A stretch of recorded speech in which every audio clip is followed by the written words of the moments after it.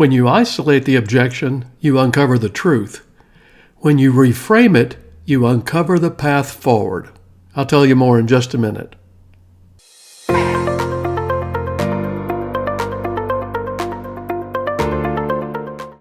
Hi, I'm Jeff C. West. I'm the award-winning author of 4 business and sales parables. I have over 30 years of successful sales and leadership experience across multiple industries. I've shared the stage, both in person and virtually, with legends like Bob Burg and Brian Tracy. I know what it takes to help you win in sales and leadership, and I'm here to help you do exactly that. So let's get started. Today I'm continuing with part 3 of our video series based on Bob Burg's and my book, our sales parable, Streetwise to Saleswise, Become Objection-Proof and Beat the Sales Blues. In the process of becoming objection-proof, Bob and I, of course, teach 3 precursors, 3 mindsets that we encourage you to adopt. Number 1 is to handle common objections during your actual sales conversation. Those that are automatically baked in, if you handle them there along with a solution, it becomes education. But if your prospect voices that same objection after the fact, then it's an objection, and you have to work with it differently. We also talked about the better your discovery section, your discovery questions in particular, the fewer their objections will be. And the third mindset we encourage you to adopt before you even begin the objection-proof steps is to never try to overcome an objection. After all, who wants to be overcome by anything other than joy, trust, love, something of that nature?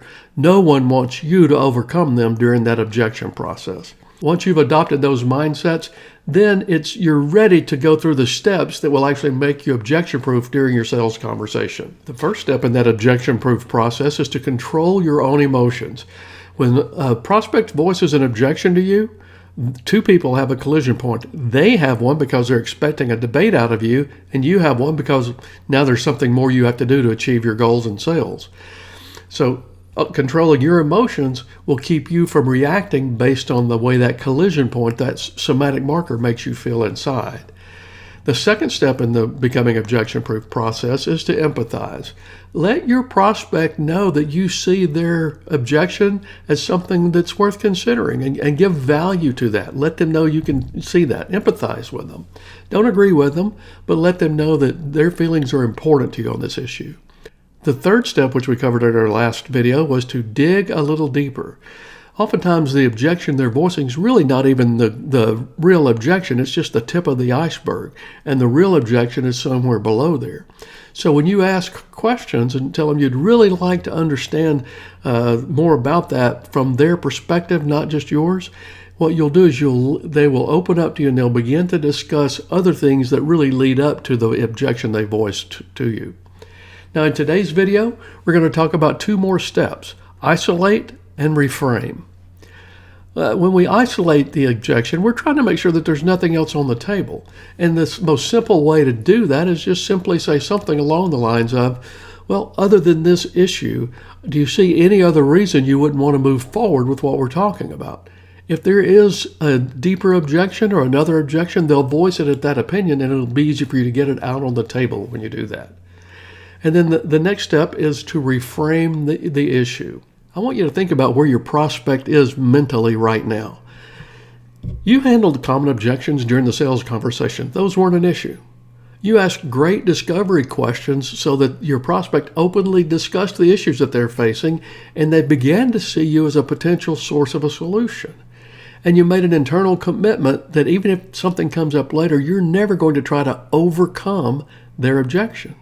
So you're already in a good spot, but yes, at this point, your prospect still had some sort of an objection. And when they voiced it, they were expecting a debate out of you. But instead, what did you do? You controlled your emotions. You didn't react based on the collision point you just had, so they don't react based on the collision point they just had. You empathized with their concern. You gave their words, their objection, value. You gave it credence just because of the fact that you said something as simple as, well, I can certainly see how that's something worth considering. So now, even though they expected a debate, not only were you nice, you're giving them some credibility with that. And then you dug a little deeper so that you could make sure that you understood their perception, or understood their issue from their perception, not just yours. Then you isolated the objection so you can make sure there were no other issues really going on. Think of where they are. They're in a good spot right now. At this point, they'll give you permission mentally. You'll watch them relax many times to reframe the issue for them. You've earned that credibility with them. And you do it by simply giving them a back door, asking their permission, and then offering your solution. The back door is something along the lines of, well, even though I've been able to work with many people in this particular area successfully and make everything work out, I realize this may or may not be the right solution for you. Oddly enough, the bigger the out, the bigger the back door that you give them, the less likely they are to take it. And then ask permission. Would it be all right if I may? I'd like to give you a little bit different perspective on it to see if it makes sense to you. Then present your solution. Whatever in your particular arena is the answer, or what we used to learn as rebuttal to the objection, which is terrible. But whatever the solution is at that point, once you have given them the out, the back door, and you've asked their permission, explain what your recommendation is. And then you'll be surprised how many people that when we move into the next step are ready and willing to go ahead and take that next step with you. So anyway, that's enough for today, and I'll talk to you on our next video. Bye-bye.